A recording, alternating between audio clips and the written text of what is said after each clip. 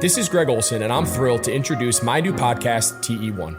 TE1 will chronicle a 60-year evolution of the tight end position, from its origins as an obscure, overlooked blocking role to the versatile superstar position that it is today. I'll explore the evolution of the position through conversations with some of the all-time game-changing tight ends.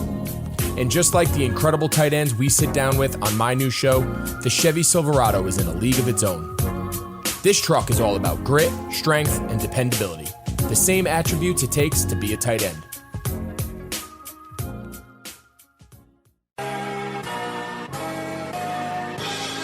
It feels like Miami. Miami, Miami, Miami, Miami, Miami, Miami, Miami, Miami, Miami, Miami, Miami, Miami. It feels like Miami. Welcome to the Heat Beat Podcast. I'm your host, Giancarlo Navas, and with me today, producer, co-founder Brian Goins. What's up, guys? We are excited. It's a great day. It's a beautiful sunny day. I went to the beach. I paddleboarded. I am ready to preview the NBA Finals. I can't believe we're saying that, much less in almost October. It's so weird. Also with me today is our Photoshopper and anime lover, Brass Jazz. What's up, everybody? Our professional screw up, who you can also see his work on the Five on the Floor podcast with Ethan Skolnick, Alex Toledo. And joining us again on the program, Miami Heat luminary, Tony Fiorentino. What's up, guys? What's up, Tony? Thanks so much for coming on. I know it's a busy day. Thanks for making the time. But we know we had to have one of the premier voices of Miami Heat basketball on today. It's a big day. You know, I got a physical today, so to make sure my heart can take the finals. I mean, could your heart take the second round? Because even that game 6, that fourth quarter, I was sweating. So did you pass a conditioning test? I think that's what we want to know. There you go. Coach, could you, Coach, you're a day one lifer, right? You've been with the organization since year one. Yes. I was on the original coaching staff. Yes. You and Erik too, right? Erik, Ron, Erik Jose was Pineda. an original, Ron Rothstein, Jose Pineda. Didn't have, second year, right? You know, he's been there from the beginning. His first one, yeah. Yeah, Jose. Andy Ellisberg, Jeff Craney, Sam Schulman. What about Chet Cameron? Chet Cameron's the secret to everything that's been happening. How long has Chet been there? Chet's been there since Pat Riley came with Randy Funn. Randy Funn was his guy. He brought him aboard. First general manager under Pat Riley. Let's kind of start there, because what Chet Cameron has done with the drafting and the scouting, I think Heat Adam scouting Simon is always too. You have to also Adam Simon. mention him. Listen, Oh yeah. Oof, Sure. the gauntlet of legends that have made this run possible. I mean, from the young guys, from Tyler Hero to Bam Adebayo to the undrafted players, even from Udonis, everybody. Coach, where do you what we're going through right now has been absolutely incredible. This run has been as unprecedented, as surprising, as thrilling, exciting, as validating as anything I can remember, having been a fan since almost the year 2000. Like, where do you rank what the hell's going on right now? Well, Andy Ellisberg is the general manager, as you know. He's also Heat original, as I mentioned. And I was speaking with Andy back in October. And if you recall, back in October, no one had the Heat in the top 5 picks in the East by record. A lot of people had them 6, 7, or 8. A few people had them out of the playoffs.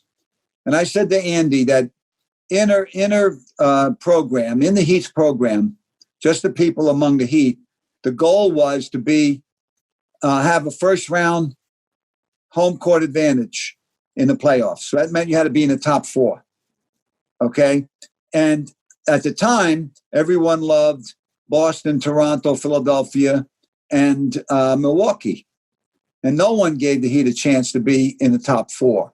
Now, we know they wound up 5th, but that was just Seeding they would have wound up 4th if they had to. And so what did it for me was the second game of the season, the Heat went to Milwaukee without Jimmy Butler. His lady had a baby. His wife had a baby. He stayed home. He didn't play the first couple of games for the Heat. And the Heat went to Milwaukee and beat them in overtime without Jimmy Butler. And they kind of got an idea right there that something could be brewing here with this team. And then when they got into the bubble, they kind of made a commitment to the situation. They mentally made a commitment. Look, we're here. I read today, I think it's 88 days now or something like that they've been in there. Yep. It's a long time to be away from your family, almost 3 months. But they made the commitment and they showed it on the court. And there's a resilience and a never say die attitude by this team that reflects the coach, Erik Spoelstra. And they go out and they don't care who gets the credit. They all take the blame when they lose. They don't point fingers, and they just come back tough for the next game. So in one way, you're surprised they're here, but in another way, watching them play, you're not surprised. I love the comments that LeBron today had on Erik Spoelstra. I don't know if you saw those, Coach, but he just kind of went on. He was waxing poetically about how prepared Spo has those guys and how kind of the media narratives around Spo have been really unfair. And I think the job he has done with them, particularly defensively, has been absolutely monumental. I know that they've improved a lot on defense since arriving to the bubble. They used to play a more drop kind of defense coverage, and now they're switching everything. They've played everything from zone to man to switching off-ball actions to switching on-ball actions. I know you're a coach. Can you talk a little bit about, can you explain how difficult that is for a coach to completely change the way you play defense midseason? Well, what's interesting is most people who didn't get it about Erik Spoelstra were pseudo-experts who never coached. They don't get it. That's right. I've been saying for years when I was on the broadcast that Erik Spoelstra is on a fast track to the Basketball Hall of Fame. If anybody thinks it was easy to win with the 3 All-Stars on the team, okay, LeBron, Bosh, and Wade, to think that was easy, going against the Boston team that still had Hall of Famers. They beat a Oklahoma City team that had Westbrook, Durant, and Harden. Yeah. Okay. To do all of that, beat a very good Indiana team to get to, all of that stuff. Every situation. Yeah, plus the Spurs organization different. that had 2 Hall of Famers already. Well, and people forget that Coach Spoelstra coached 2 years before LeBron came. He had 2 teams of players that basically had 1-year contracts because Pat Riley wanted to be so far under the cap that he could sign the 3 All-Stars in 2010. And he made the playoffs both years. And for me, I was an assistant for 4 years on Coach Riley's staff when Erik Spoelstra was the video coordinator. And it's the assistant coaches that deal with the video coordinator. And you have to make scouting reports. You got to make videos for the coaches, for the players. Erik Spoelstra was always on the money with all of that stuff. And so we saw firsthand how smart he was. And for me, the defining thing for me when he first started coaching, I knew how smart he was. I knew how bright he was. 75% of coaching in the NBA goes on behind the scenes. And the first decision that Erik Spoelstra had to make, if you recall back in 2008, when his first year as a coach, we drafted Michael Beasley with the 2nd pick. And so he had to go to Udonis Haslem. Here's a guy that he got to, experience as a video coordinator, then assistant coach, now a head coach. One of the most beloved players in the history of the Miami Heat, okay? And he had to tell him to come off the bench, that we're better with Michael Beasley starting. That right there showed you he wasn't afraid to make decisions. And so it doesn't surprise me that he'll go into a series or go into the playoffs and not play some guys who have been playing all year. Myers Leonard started how many games before he got hurt? 50. To go into the bubble, he doesn't start any games, right? You got to have a lot of conviction and a lot of confidence in yourself and your staff to make those decisions, knowing that it's all on the line. And he's not afraid to make those decisions. So I love that you brought up the Michael Beasley Udonis thing, because kind of we have a similar situation even in the bubble right now with Goran Dragic, Alex. And we talked a lot about this kind of prior to the playoffs. If Spo was going to start Dragic, Kendrick Nunn had given them really good minutes all season long, was played really well off Jimmy Butler and Bam. And Alex, I remember us talking. I was very anti the decision to bring Dragic to the starting lineup because I thought he was so effective off the bench. How wrong were we? Oh, we were so wrong. We were so absolutely wrong. I mean, I still stand by the fact that Kendrick Nunn and Myers Leonard were really good as, part of that starting lineup. But I think, like Tony's talking about, Spo made that decision for a reason, right? Like, I think it empowered them to kind of be productive and to get the most out of his talent throughout the regular season, throughout that grind. And now in the playoffs, when the rotation shortens, he knows, okay, I'm going to play a card here that they weren't really ready for. We're going to throw an extra ball handler, an extra shot creator into the mix with Dragic, so they're not constantly just expecting, the Jimmy Bam Duncan formula that we saw during the regular season. You throw Dragic into there, it gives them really an entirely new element to their offense that Kendrick Nunn wasn't bringing into the starting lineup, even though he was productive and made all rookie first team for a reason. Dragic gives them the pick and roll stuff. I mean, we were so wrong, man. Dragic has been their third All-Star, and he absolutely has been deserving of that starting lineup. You made a mistake. You made a mistake that most people make. Okay, nobody knows their team. We're pseudo experts. We're the pseudo experts you were talking about. You should get a pen, and maybe you get paid for being a pseudo expert. That's the funny. mistake that a lot of people make is that they evaluate a situation before let it play out and see what happens. Dragic was the leading scorer for the Heat in the first round. Jimmy Butler the second round. Bam the third round. So the point is, Tyler Hero is going to be a leading scorer of the final. Knows his team, and a lot of people make comments or decisions on things. They're not in the practices every day. Coach Spoelstra saw his team practice every day. So he didn't just make a blind decision to change things. He wanted to play a little differently. He wanted to cut down the rotation a little bit. Dragic in an 82-game schedule is not good to start. But in the bubble and in the playoffs, you see how good that decision was. And the best thing about the whole thing, not only did it work, but guys like Nunn and Leonard, they're the first guys off the bench rooting their team on. Yep. It's not, there are no egos involved here. They're all in it for one thing, that championship ring. And once they get involved in it, it's all hands on deck, whether you're playing or not. Well, Coach, think of Dragic. He was in a lot of trade talks in the offseason. There was that report by it was The Athletic. Woj. It was Woj. Was it Woj or was it The Athletic? It was Woj, but I mean, we had other reports that basically were confirming that the Heat were about to send him to Dallas. I mean, he was part of that Jimmy Butler trade originally before that trade kind of blew apart. Mark Cuban, I guess, was kind of confused at what the trade package was. They kind of expected DJJ and Kelly Olynyk to be part of that deal. The Heat weren't willing to give up those two players, and they basically had to go ask some other teams to help fulfill that sign and trade, and that's how we ended up getting that Portland three-way deal with Philly involved. But guys, when it comes to stuff like that, I believe half of what I see and none of what I hear. Oh yeah, totally. But I mean, even if you're a player and you're in those rumors, I know, I think players have talked pretty openly about how difficult it is to hear your name as professional as these guys are. And for Dragic, to go from that to accepting a role coming off the bench after he was an all-star, after he was after Udonis, the longest tenured Heat player there, and to do so gracefully and with the motivation to be sixth man of the year. That's just incredible on him, and I think that speaks to a lot of the stuff. Well, there was one prominent guy who said that the Heat should trade half their team for Westbrook. Oh, who? Trade Hero, trade Bam, trade everybody. Chef Trilly? Who was it? I know it was, but I won't mention him. He's above that, man. Coach Tony's above that, Giancarlo. Come on. I know exactly who it is, and we won't say. But you know what, Coach Tony, you bring up a good point. It's actually something I kind of want to ask you, because obviously you've been around the team. You know their basically their history. Where does Dragic rank right now with this playoff run in mind, as in terms of one of the best point guards in Heat history? Well, I got a question from Barry Jackson on the Herald. He wanted to know. And it hadn't even dawned on me to think about it. We always said the best point guard in Heat history is Tim Hardaway. And now Dragic is on the scene. This is before the playoffs. Right.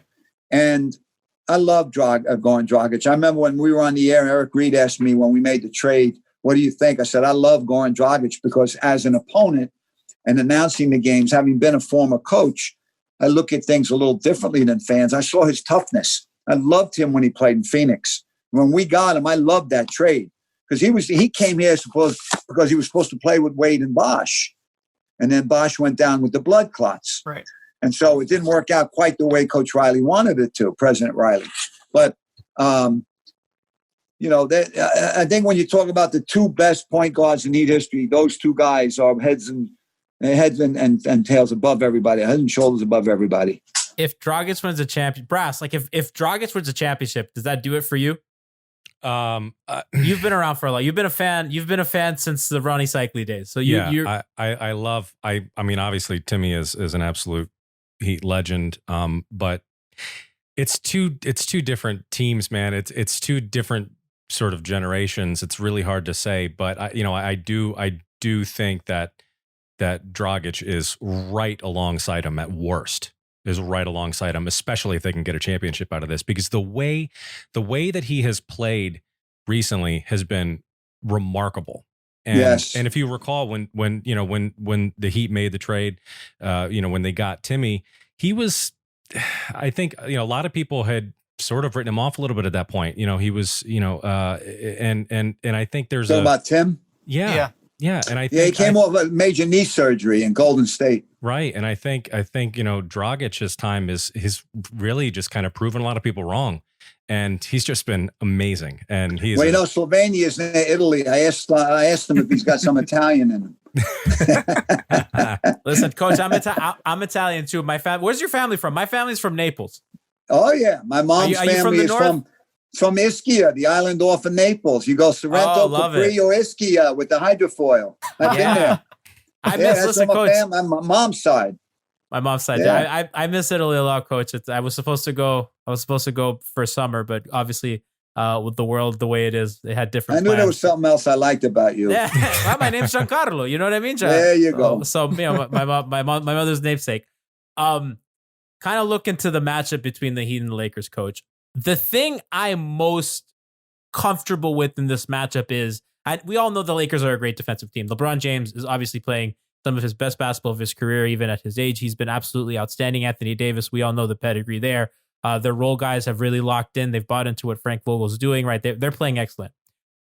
If I'm a Miami Heat fan and if I'm the coaching staff and I'm looking at the way that the Lakers defend, I think that it's a little bit different than how Milwaukee and Boston have done it in the terms of how they're going to defend their handoff offense and how the Bucks with Wes Matthews and Chris Middleton and Eric Bledsoe were so aggressive and good going over screens for that Duncan Robinson, Bam Adebayo / Tyler Hero handoff offense. And for the Celtics, they were very comfortable switching that. Other than Marcus Smart, they didn't really have a lot of guys to go over the screens. And I feel like that's why Duncan he was able to shake loose a lot more. When I look at the Lakers, I know that they're a good defensive team, but I look at that as kind of the weak point in their defensive. The Heat can kind of play an East-West type offense, right? Going downhill against Anthony Davis, Dwight Howard, LeBron James, that's going to be really tough. And we know Jimmy's going to be able to draw fouls and all that. But I think, Coach, their best bet to run good offense is going to be to kind of grease the wheels with that handoff stuff with those kind of weaker perimeter defenders than they've seen so far. Well, if you put your coach's hat on, that was a good evaluation, by the way. Thank you, Coach. If you put your coach's hat on, I think the main thing that the Heat have to do in this finals, in this series, is you want to make the Lakers play half-court offense. Yeah. Now, let's backtrack now a little bit because you got the domino effect. You're talking about the Laker defense. There's three things that the Heat would like to do on offense in this series. Have a good shooting percentage. If you miss threes, long rebounds, if the Lakers get out into the open court with Rondo and Davis and LeBron with Dwight Howard filling, being a trailer, going to the offensive boards, it's going to be a long night for them, okay? So you want to shoot a good percentage. You want to get to the foul line. You slow the game down when you get to the foul line, and you limit your turnovers. So if it's a very small margin of error for the Heat, they have to play a very, very sharp game and a sharp series to be able to beat the Lakers in 7 games. Now you're playing the best player in the world. You're playing the second or third or fourth best player in the world. So they're going to have the 2 best guys on the floor in every game. But with what the Heat has been able to do, with the way they move without the ball, you talked about going east-west. That's a good analysis. Getting good shots. You've got to bury the shots you're supposed to make. And that will slow them down a little bit. If you get those guys running and filling the lanes with their athleticism, the problem that their defense creates, I think, is a little different than the other teams, is that I think the Lakers are longer and have better length with guarding, which makes it difficult to pass because the arms are so long. You think about the LeBron with his arms out and Davis with his arms out. Rondo's so quick. He plays the passing lane real well. Things like of that nature, to me, I think that's where the ball fake, shot fake comes into play, where you got to freeze the defender and then make the pass. But I think if the Heat can get a good shooting percentage, get to the foul line, limit the turnovers, they'll have a shot in the series. What were the other two areas that you were saying? That was one of the areas. Well, the main one was, I think, if you got to play them half court. Now, when you get them in the half court offense, now what do? How do you play them? Now, Erik Spoelstra has been very, very good throughout his career in coming up with a good defensive scheme. It's almost like, I think, like Bill Belichick. What he does, identify the two best things that an opponent does every Sunday, and they try to limit their effectiveness. Make them do something else that they're not as good at. Okay. Now, I think I didn't watch a lot of the Laker games, but from what I read and from what some people have said, they weren't consistent shooting the three so far in the bubble. So clogging the lane, maybe forcing them to shoot threes, then you got to get the offensive rebound. Playing zone, the concern will be rebounding the ball. Don't let them crash their offensive boards. Do you double team LeBron when he catches the ball? There's certain decisions that the Heat have to make, and do you double team Anthony Davis? You can't stop both of them. You can't contain both. Since he's a worse passer than LeBron, theoretically, you're not going to contain both. So maybe you focus in on one, knowing that the other one's going to go off. Okay. And that's just one option. Coach Spoelstra will come up with a game plan. Hopefully that will help the Heat. If it doesn't work, then you got to change it mid-game or you change it for the next game. He's only had a couple of days to prepare for this, Monday and Tuesday, and a shoot around on Wednesday morning. So we'll see what he wants to implement and how well his team can implement his game plan. So, Coach, the thing that I look like kind of historically what they've done this postseason is to contain guys like, I think the big issue with LeBron is if he's going to have Caldwell Pope or Alex Caruso or Rondo screen for him, get a smaller guy in that pick and roll, and then he goes downhill. I think when that's kind of the danger zone for the Heat. But what I like what they can do there is kind of what they did on Giannis. Help early, help purposefully, make that pass to the corner as hard as you can. And we know that the Heat defense gives up a lot of corner threes by design because they really play the strong side of the ball very, very well and very, very purposeful. And if Alex Caruso is going to hit you from the corner from three, and if Caldwell Pope is going to do that, then I think that the Heat are going to be okay with that. As long as they send the help early, as long as they send it purposefully, I think they'd live with that result. No, the same thing they did against Milwaukee. I mean, you obviously noticed in that series that they were playing, they're not sagging off, but they were giving Brook Lopez some of those open three looks by design. Well, you got to pick your poison. You got to live with something. They're a very good team. You're not going to shut off everything. And, the old coach's axiom is, whenever possible, don't let the best player beat you. And so if you make the other guys make shots and they make them, then they're going to beat you. So you got to give them something.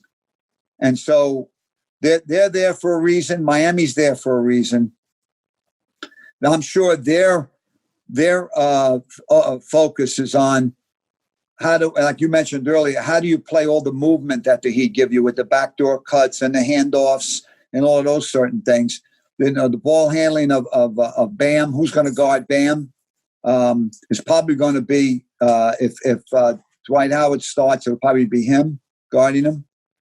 Then who does the Heat use to guard Davis? Who does the Heat use to guard LeBron? Do they start in the zone? These are all the things that they have to resolve in their preparation for before they get on the court with the players yesterday, and then see how the approach goes by tomorrow night. And then, hey, if it doesn't work, you try something else for game two. That's what's great about Spo. He's so adaptable. One thing I did see, and I saw this number floating around, that the Lakers are scoring 0.9 points per possession against the zone, which is not very good. But Miami's zone is kind of weird because they play their guards on the back line and they really stress the wings on the front. So what I'm worried about there is if the Lakers do get to play big and if Dwight Howard does get to stay on the court, that's a lot of offensive rebounding that, it's a hard ask to ask Dragic or Tyler Hero or one of those guys to box, guys twice their size pretty much. That'd be my only concern with their zone. The thing is, where will the rebounds come off? You got your bigs crashing the boards from the perimeter. And there's two reasons why you play that way with your bigs up front, because their arms, they got longer arms, wingspan is good, makes the passes tougher. And your guards can rotate out a little quicker on paper to the corners and close out. And so you're right, though. I mean, anytime you play a zone, the concern is defensive rebounding. So we'll see. And theirs in particular, though, because the guards are on the back they're very line. good offensive rebounding team, no doubt. But again, you can't take everything away. So you've got to figure out what you're going to give up. I think the biggest thing for Miami is probably forcing them to play small. If you have shooters like Kelly Olynyk, maybe if you bring back Myers Leonard this series, who knows? Trying to stretch out the floor with them on offense and maybe forcing the Lakers to play smaller. Oh, Olynyk, I think Olynyk will play a lot in this series. I think this is an Olynyk series. I like what he did against Brook Lopez a lot. I mean, Brook Lopez with that really extended drop. Take him outside. Lopez wasn't. Lopez was stay drop on that handoff or in that pick and roll, and it gave Kelly all the time to shoot. The Lakers are obviously not going to do that. Anthony Davis and Dwight Howard are a lot. They don't have as rigid a defensive game plan as that. You said earlier about the Heat, about the Lakers pick and roll, the Heat have to decide how they want to play that. They may play it differently with different guys. Do you want to go under and force the jumper to take away the drive? Do you want to trap whoever? Let's say it's LeBron coming off a small. Let's say Rondo's setting a screen on LeBron's man. Do you want to trap LeBron coming off? These are all the Give areas. Rondo that shot. You can't touch every area. You can't control every area, but you got to have some kind of game plan with that. I'm kind of scared of trapping LeBron, Alex. I think you kind of go under and you kind of hope if LeBron wants to take the jumper. I mean, he's one of the all-time greats. So he takes the jumper, but I think you have to not let him and Rondo get in the paint. And if he's going to take a 20-footer and beat you, then you're the best player in the world. You beat us. Well, he's sure going to get the fouls. Is always be nice to him. Don't say anything bad. Tell him how good he is. Don't get him upset. Because we know when we had him here, it was great to watch Wade and him. When they got upset, they played better. Some guys, you can take them out of their game when they get upset. They want to go mano a mano. Wade and LeBron, they just raised their game to another level and then killed you. What was that? You were there during the whole Big Three. What was it like to witness the really growth of a player like LeBron? Because he definitely, he learned so much being in that system. What was that like? What did you notice? Well, I think there's another area where Spoelstra doesn't get enough credit. When Chris Bosh came, for example, he encouraged him to go out to the three-point line. And look what kind of three-point shooter he became. With LeBron, he encouraged him to go into the low post.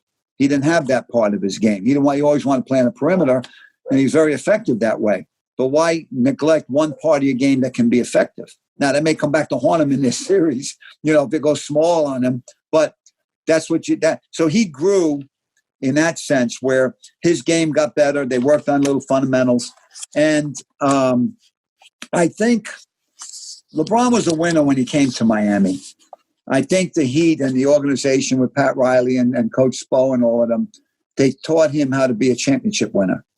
I know I say this all the time. I run the Heat camps when we don't have the virus. And I tell them all the time. One of the examples I use a lot, I said the best thing that ever happened to LeBron was when we lost to Dallas in 11, because he didn't play well in that series. He was trying to please all his critics. And he even mentioned after that, for 2 weeks, he boarded in a room and he felt sorry for himself. And then he finally decided, hey, I can't listen to anybody else outside the organization. I got to play my game. And that never happened again. The next 2 years, we won the championship. He was the MVP. So sometimes you have to take a step back and get bit a little bit, get a loss and learn from it and then come back. And I think that's what made his career. That loss to Dallas and all the criticism, all the pseudo experts, going at him, picking at him. I think that made him a better player. Tony, speaking of the pseudo experts, they've been at it again. They're picking the Lakers. They're not giving the Heat a shot. Yeah.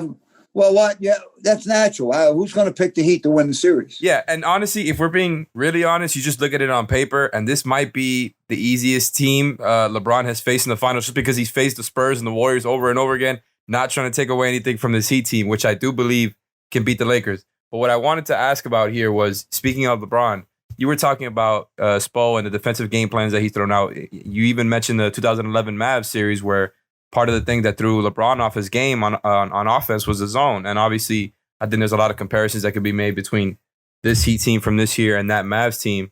And going back to the defensive game plan versus LeBron, is it possible to have some way where, obviously, in a broad way, they're going to want to crowd the paint and let the shooters beat you, but specifically to have a different defensive game plan and different defensive principles for LeBron and for AD?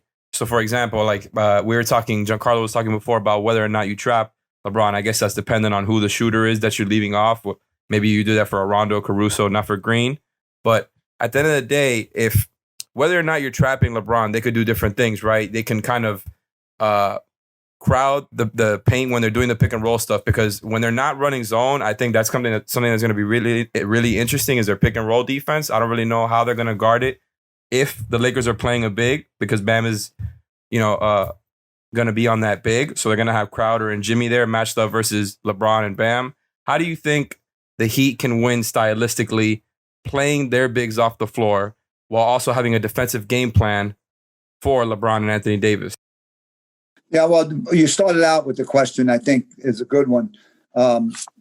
You probably will play Davis a little differently with LeBron off the court than when he's on the court, and vice versa. Yeah. The problem is that LeBron probably will play 40 minutes. He's only going to be off the court for 8 to 10 minutes. You got to try to take advantage of that. And then when he's off, maybe you double team. These are all the questions that a coach has to go through with his staff. They spend hours discussing everything. There isn't anything that a fan can suggest or a pseudo expert can suggest that they haven't gone over and mulled over and maybe put on a chart where, look, if this doesn't work, let's maybe go to this, that sort of thing. And it's a 7-game series, not one game. It's a 7-game series. So there's a little feeling out each other on the first game. That's why you don't get too excited about if you win one or lose one at the beginning. And then you see where it takes you for the next game and the game after that. But we know the resolve that the Heat have. We know how they come back. And we know that they're practically never out of any game. And I said the same thing. Somebody asked me, do you think the Heat can win a championship? And I said, look, if they win 3 series to get to the finals, why not? There's 28 teams in the NBA that have no shot. There's only 2 teams got the shot. And so you give it your best. You go out there and give it your best. It's been good so far. Coach, we appreciate your time. Thank you so much. We're about to welcome in our friend of the show, Solomon Hill. Coach, on the way out, I need to ask you, you have liked a lot of this new Heat Twitter meme where they do the face plant on famous movie scenes and funny gifs. What is that? I don't know. It just kind of happened, but you're in on it, and we love that you're in on it. Everything. Yeah, it's great. We love it. You are the mascot of Heat Twitter. You remember Mr. Ed, the talking horse? Yes. I'm waiting for my face to be on him next. Okay, we'll get that arranged. We'll get on that. Coach, you are the best, sir. Thank you so much for joining us guys. again. Hang in there, man. We'll see what happens. It's going to be exciting. Thanks, Coach. You're the best, you Coach. got it. Ciao, guys. Can we get one final yeah, baby on the way out? Yeah, baby. Let's get it. Coach, luminary Tony Fiorentino, thank you so much for copping in. Got it.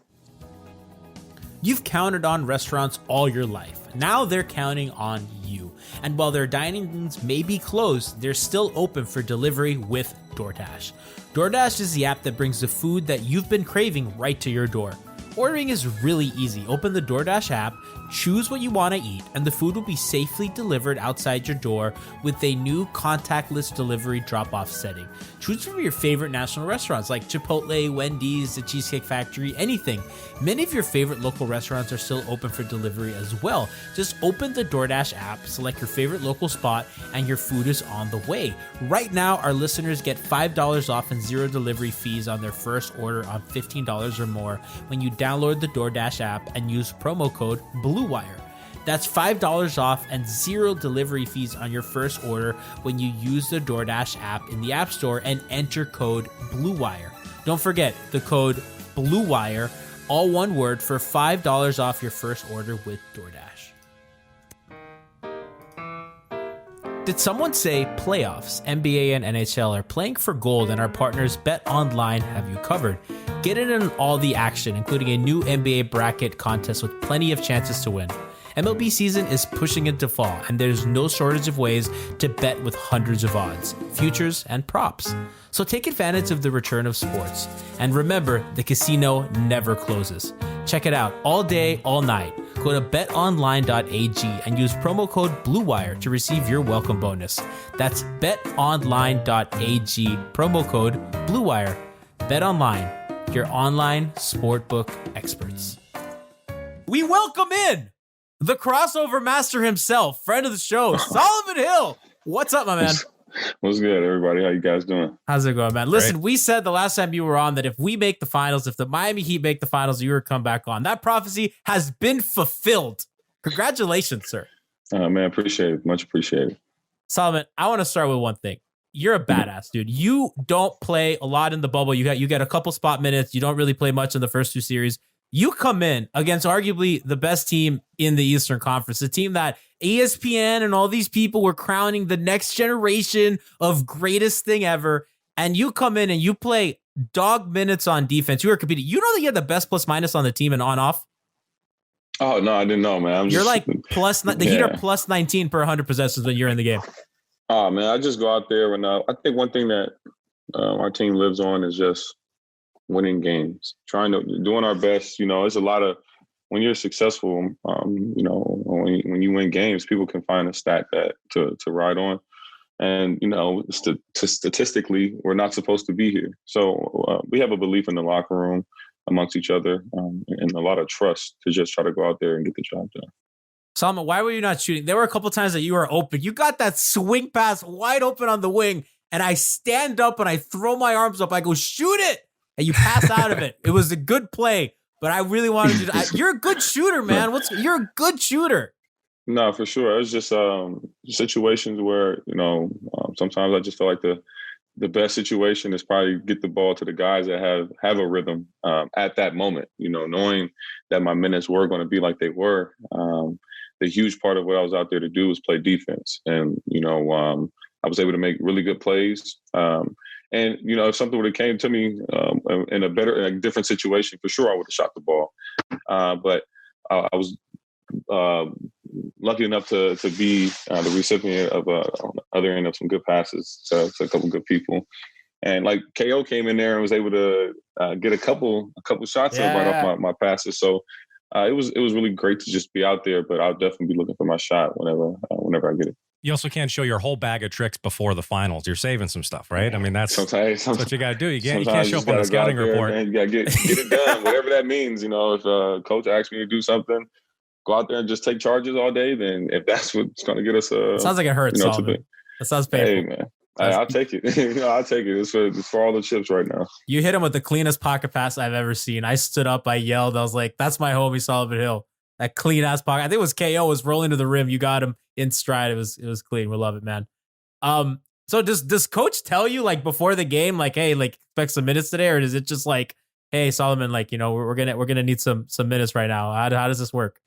It's all fluent. You know, I think when we approached every series, it's all hands on deck. You know, and that's how we approach this series. Is that, you know, game to game can be totally different schemes and plans. So we have a great mature group of guys that everybody is ready. It's a great feeling knowing that we have a good age and good mix of guys that everybody's ready to contribute. You know, Myers, KO, DJ, Kendrick Nunn. Like when you look at the guys that we have on our bench, it's really cool to being able to look around and trust everybody that you have on the roster. Solomon, so when you're like in the huddle in game 6, when did it become apparent that this was a wrap? Like there's a moment like Bam's taken over that game. Bam is doing the stuff that had to be the Bam takeover, right? the superstar leap, right? Like, are you guys, is there a moment in the huddle where it kind of dawns on everyone like, oh, wow, like this is happening? Not really. I wouldn't say with a guy like UD, with guys like Dre, they've been here. You know what I'm saying? So it's not over till it's over. You know, they've been in some crazy scenarios and situations. And even some of the games that we've had, we've been in situations where teams have Oh my made some God, runs that Milwaukee or, game where Jimmy Exactly. threw the ball in the basket almost.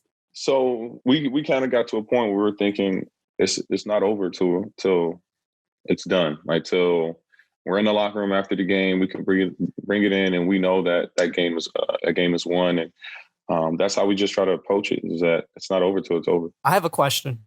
It was reported by the LA Times, Dan Waukee Sports. He said that Miami Heat didn't want confetti after your Game 6 win against the Boston Celtics. Was that true?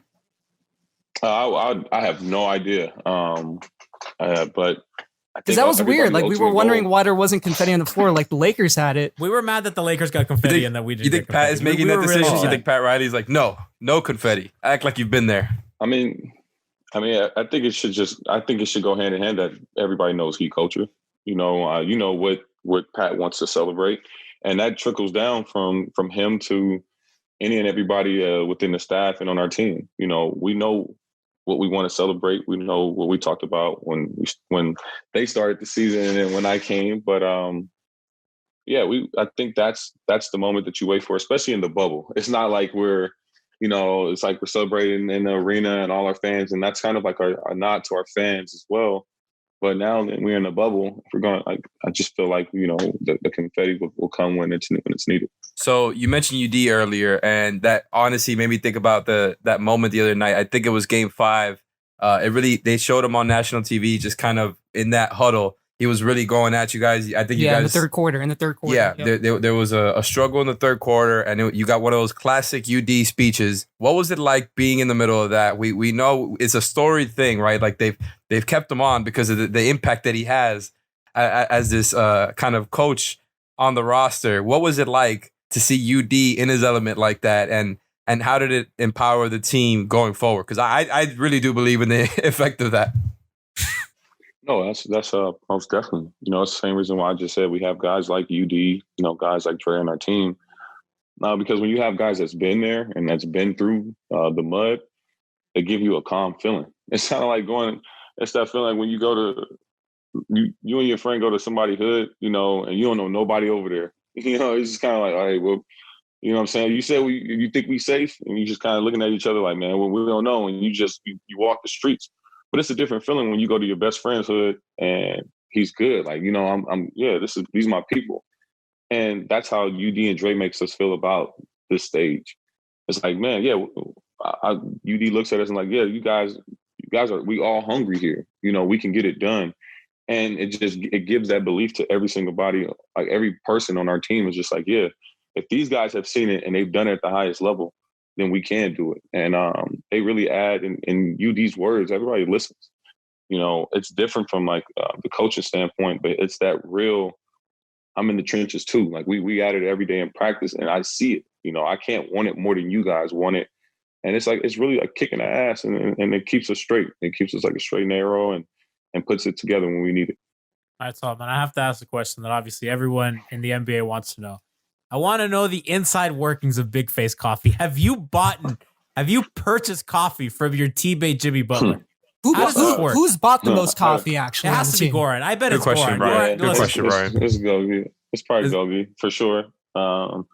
He made me a mocha. Oh, I bought a mocha for him.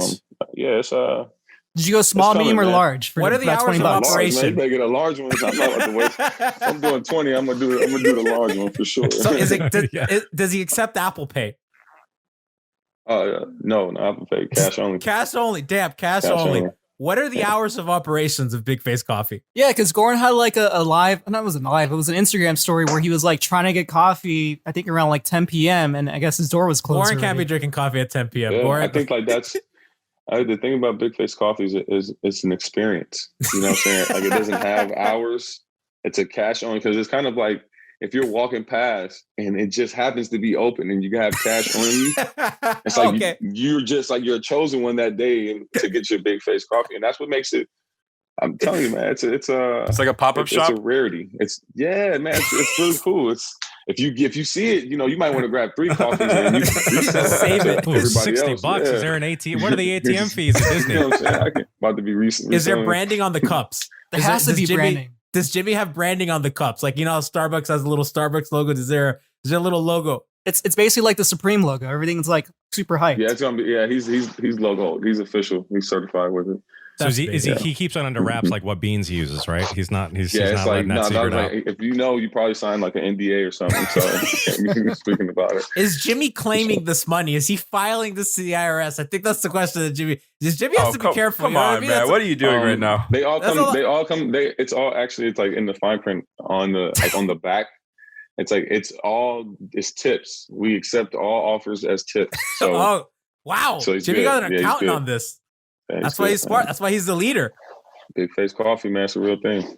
So Solomon, I've heard Duncan Robinson has been on Zach Lowe's podcast and other pods with Ron Shelburne and everything, and he talked about JJ Reddick too. He's their correspondent. Yeah, Duncan's talked about after playoff wins and in a downstairs bar, Goran, Myers, and Jimmy will enjoy a cold one. Do you ever indulge with the vets down there after wins? What's it like? No. Paint the picture for us.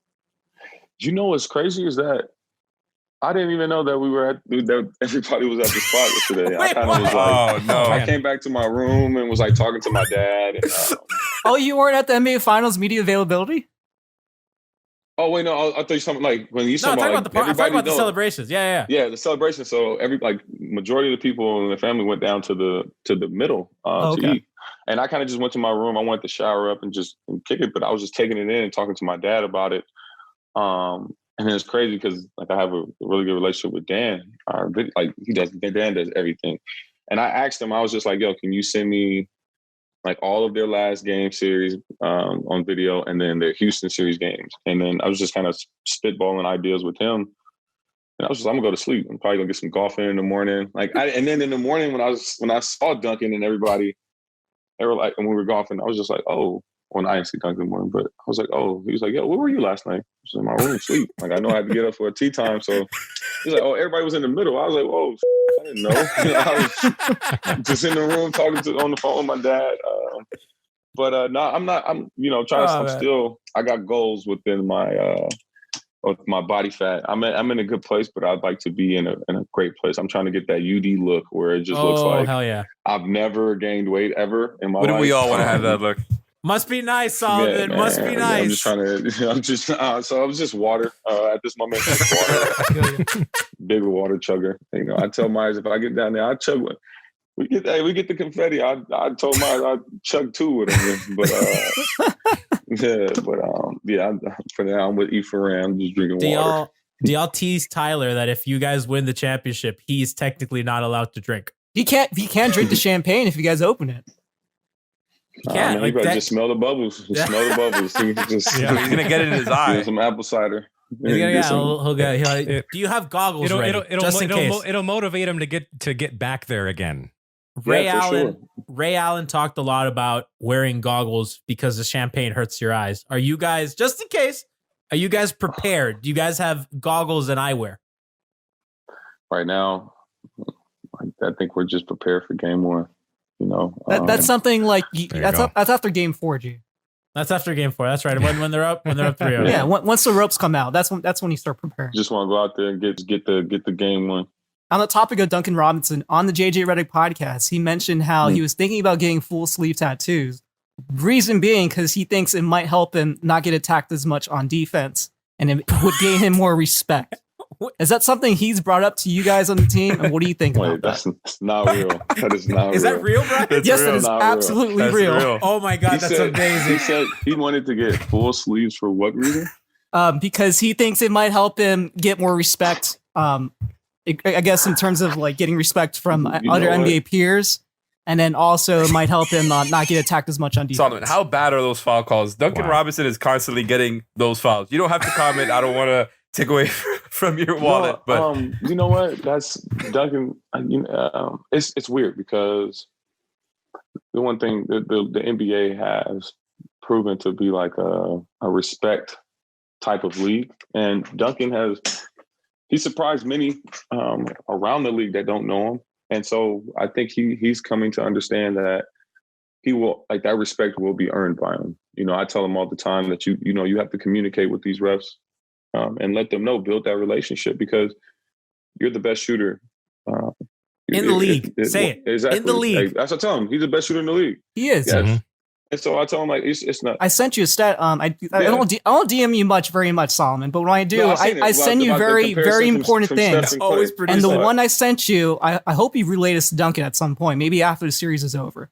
But Duncan Robinson, per Christian Hernandez, has become the third player in NBA playoffs history, 26 years or younger, to shoot 40% plus from three and at least 7 three-pointer attempts per game while reaching the NBA Finals. The other two players were Steph Curry back in 2015 and Klay Thompson in 2016. Well, it's the crazy thing about, when I first met Dunk and being able to watch him up until we came into the bubble, that's like, I kept saying the same thing. But it got to a point where I see how Dunk is wired, where Dunk doesn't care about that. And that's who he is. That's why he is who he is, because he don't care about what people say, what the stats say. Like, he's sharpening his tool every single day. It doesn't matter about what he's done over the span of a full season. He's like, how the did I shoot it today? And if I didn't, okay, I need to get this. It needs to be like this every single game. And that's what has allowed him to be who he is. And he's harder on himself more than anybody. It'll take him, I don't know if he ever, and I hope he's never like it. Because I want him to just keep being like that. I want him to that's his thing. It's just that I don't give what people say about how good a shooter. Like, I don't care about that. I just want to go out and do my job. And that's what's dope about him. And on defense, he'll get that respect too. He's going to get that respect of being like, hey, man, he's a scrappy guy on defense. Everybody's trying him. Like, everybody wants to try him, but he gets kills. He gets stops for our team, and it's huge. He played huge fourth quarter minutes in that game 6, and they basically took off Goran the entire quarter. After the first couple of minutes, they subbed him in, and then he played the rest of that game. That was huge for you guys. He'll get more comfortable on defense. I think that's what it is. Once he gets comfortable, because he's guarding. The crazy part about it, me and Jerry was telling him, you're guarding the best players in the NBA every night. If anybody's going to have the inside track to how to guard these guys, it's going to be you. Because you guarded Jaylen Brown, Kemba Walker, Jason Tatum, like Gordon Hayward. Like, you've guarded everybody on their team. Even Indiana series, everybody's tried you. Giannis has tried you. Chris Middleton has tried you. You're getting an opportunity that some players never get. You have the opportunity of guarding every single scorer or person on the team. And that's only going to help you when you continue, year 4, 5, 6. You're going to have a better feel for it defensively. But his strides that he's made this year has been huge for us. He's incredible. And there was a certain moment in that fourth quarter where he hit a 3 on one end and then he broke up a lob play on the other. And for a second, I thought it was Tyler, because Tyler's a guy that gets in on rebounds. He jumps higher than anyone thinks. He's really in that. And I was like, oh shit, it's Duncan. Like, dude, that's. Yeah, no, that's Dunk. That's Dunk, man. The team has the guts, man. And that's the coach, like you said, that's coach. Dunk is bought in. He's all in, and that's all you would want from anybody in here. Solomon, like, the one thing I've marveled at this team has been the transformation on defense. Before you and Jay and Andre got there, it was a lot of drop scheme defense, and now it's been a switch everything. You guys have played more conventional way against Indiana. You guys played a lot of man. You guys played zone. You guys played a little bit of everything against the Bucks. A lot of loading the strong side of the ball, a lot of switching, a lot of different stuff. And then the Celtics, wall. Yeah, they built the wall basically. The wall, and then when you're playing the Celtics, you're doing lots of switching. You're playing lots of zone. Like, I really wonder, as a player, and we know how great Spo is. Like, what's that like to just be like, all right, this is the game plan. It's completely different from last time. That's what being a part of Heat culture and being a part of playing the game of basketball, that's when it really matters. I've had this thought since I was a kid, winning an NBA championship on my terms, how I wanted to win it, whatever stats that I thought, whatever record I thought I was going to do to get to it. But when you want to win a championship, you have to be selfless. You have to be ready and willing to give something other than yourself to the game. And that's what it's been like on this team, you know. And everybody's bought in into just being open. So if coach says, this is what we're doing, this is what we're doing, you know, and we have the capacity and the ability with guys and movable parts to being like, okay, if we want to do this, this is who's going to be out there because it's the most effective. And everybody, even the people on the court and the people off the court, are all connected as one of being like, if this is what we have to do to win, and this is who it takes, a part of our culture of people, and it wins us games, we're all in. And so it's so much easy to just listen to coach, and the coach is like, hey, this was going to be successful. And he draws it up, we execute, and we find success. And that's the relationship that you would want playing the game of basketball. How's when you had the best coach in the league? There you go. I don't know if we mentioned this with Tony. I don't know if you saw LeBron's comments today, but just completely were singing Erik Spoelstra's praises in a way that I think it's, I mean, you, this is your first time with the Heat. Like what's, you know, I think kind of coaches' reputations with players is really important, you know, especially when guys are deciding where to go and everything. LeBron spoke flowers about Erik Spoelstra. Like, what was your perception of kind of this coaching staff before you got here? Like, what's the reputation? Like, I just wonder, like, I don't want to put you on the spot or anything, but like, I just, like, we as fans, like, we're about Spo. Like, we know, we think that he's the best guy in the league. No, basically, LeBron said weird. that he basically deserves his respect, and that it's really the media's fault that he's not considered one of the best coaches in the league over these last few years. And he was talking about how hard it was to coach 3 All-Stars in LeBron, Wade, and Bosh at the time. You know, it's crazy because no one's supposed to, like, he don't give I'm sorry, because, but Coach Spo doesn't. He doesn't really care, man. He doesn't care about none of that stuff. I think that's the thing that most that I didn't know. That was the thing about Miami, is that you lacked real knowledge about the situation. So you just thought they were afraid, like them. You know, you're going to the Pat Riley test. I did it in college, and I was like, wow, this is one of the hardest things I've ever done in my life. Wait, what's that? Explain that. So it's just a conditioning drill. So basically, you just, you know, you're doing sprints, full length of the court. And so everybody changes it. So I know in college we did it where we had to do 10 touches. So, and then you have a certain amount of time that you have to do that test in. It's like wing guards, bigs, and you can bank time, but you have to fall within that time. So if you have to do it in 56 seconds, you know, all your sprints, all 4 sets that you do it has to be in those 56 seconds. If it's over, probably got like what we call it hell week. So you got a whole week of extra conditioning, and then you may have to retest to see if you pass. That sounds like it sucks. No, but it does. But that's how it works, right? But there's a reason for it. Like, I mean, that helps you guys because, like, look at like how you guys played at the end of the 4th quarter. It seemed like you guys had that extra energy to make that run. Mm-hmm. And what it does is, I mean, it tests your mental too. And when I say that we have guys that are happy for one another, whether they're playing or not, if you can't give yourself up for a little bit of cardio, a little bit of out of like uncomfortableness, if you can't be, you know, if you can't have your wind taking, if you can't be at your weakest point, what makes you think you're going to be okay when you're not, when you don't think you're part of something bigger than yourself? And it's one day, it's one event, it's over. If you're in Miami Heat shape, you shouldn't have anything to worry about. Do they still keep the body fat chart in the bubble? Is that still a thing over there? I know that in the facility they have that, but did they bring in that the to locker bubble? room, right?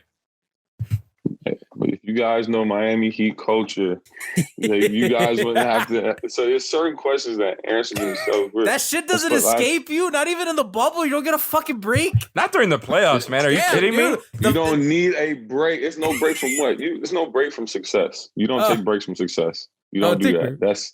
You don't, here in Miami Heat culture, you don't take breaks from success. You do the right thing every day. All right, Solomon. I might do some push-ups after this. Yeah. Get out of here. I ran this morning. It was so hot outside. I wanted to die. I was like, this humidity. And it's cool now. This is like the cool. You're missing our cold front. It's like 90 today. So Solomon, I gotta ask you. Last time you were on, I gave you some anime recommendations. Did you hit any of them? Or were you too busy going to the NBA finals? Not yet. Not yet. Yeah, okay. not yet. So, I'm still off just season? on my only thing I've added was out of high school. I saw you tweeted the GIF. A I lot of saw it, soccer man. go that That's way. Our listeners like that one. want your review on that, by the way. A lot of people in our Have you Discord seen- chat. You know what? The thing that I'm gonna have to I'm not gonna understand. It's weird. It's like the webtoons. Yeah, those Korean So comics. It's different because it's supposed to be like it's gonna be like the next big thing. And so it's just like getting into that. It's a little different. But I like the anime. I'll take it. But I still have my list. I'm waiting. Okay. I'm waiting. I got it. Listen, yeah, when I'm you waiting. watch them, I want to review anime with you. I was Oh, very no, excited. most definitely. We got Most to, definitely. man. We got to. Have you done the Yeah. Snapchat anime filter yet? Oh, I Have you- have Snapchat. Yeah. I don't have Snapchat either. So I haven't feel tried like it, but I've seen people who like change their avies, and it seems pretty cool. I have to check. I'm at the. I don't have Snap. Look out. Brass, do you have Snapchat? I do, but I don't use it. You're the old look- guy. I look You're at the oldest filters. one here. Oh wow. Yeah, but I like doing the filters with the kids and stuff like that. But I've never posted a single thing on Yeah, Snapchat. see that's cool right there. The kids like it. You know what I'm saying? That's right. Now, admittedly, I am not an anime fan, I guess. No. that's fine. Although We're trying to I- girl him. It's been a struggle in the process. I lost a bet with Johnny about the Heat making the playoffs a few years ago, and they missed. So he gave me, I'm like, you can give me an anime to watch, and I'm going to do it. And I live tweeted and everything. And he chose the worst one ever. I don't know. Have you seen Scum's Wish? Have you ever heard of that? That's some obscure kind of stuff. For the record, I just don't want you to experience that. So just avoid that one. Just I avoid gave that him one? Okay. Solomon. You know, like anime can get weird sometimes. So I was like, how can I make Brass as uncomfortable as I can? Oh wow, and that's. I picked something that had just aired. I had seen a little bit of it. I go, this is it. I'm going to make this hell for him. Do you have a recommendation for a if you're like the one anime to watch for someone who doesn't really care for it when they've seen it? I know what you're gonna say. Probably Dragon Ball Z. No, Or Naruto. I know what Solomon's gonna say. If he doesn't really care for it, though, I would say it's crazy. But I would probably say Hunter x Hunter. I knew you were gonna say that. I knew it. Yeah, I'd say Hunter x Hunter Yeah. because like I like the Chimera like arc, Yeah. and it gives you just sometimes more than just anime. Where it's kind of like even if you don't care for it, it's still like more. It's grown. You know, it's fun. It's just cool. I really like that one because, and then you get to see Gon like go crazy on them. But yeah, I think you should do Hunter x Hunter. Well, I'll tell you this: if you win the NBA Finals, I will watch that for you because I respect you. Let's go. You We have a commitment, folks. you're And the listen, man, Solomon. you're a lifer. Once, listen. I'm not jinxing you or anything. But what if you guys end up holding the trophy? If there's confetti and champagne and gold plating, you got to come back on. We got to keep the tradition going. We gotta keep this going, man. I appreciate your time. I'll commit to that for sure. Dude, you're amazing. You are as kind and as generous as anybody. I had Thank one you question I really want to ask. Go. Ask. I don't know. Are you aware of any of these like Riley folklore stories that Spo has kind of taken from him during like certain situations in like the playoffs that he likes to bring up to kind of motivate you guys? Are you aware of this one particular one? It's called the burn the boat story. Mm-mm.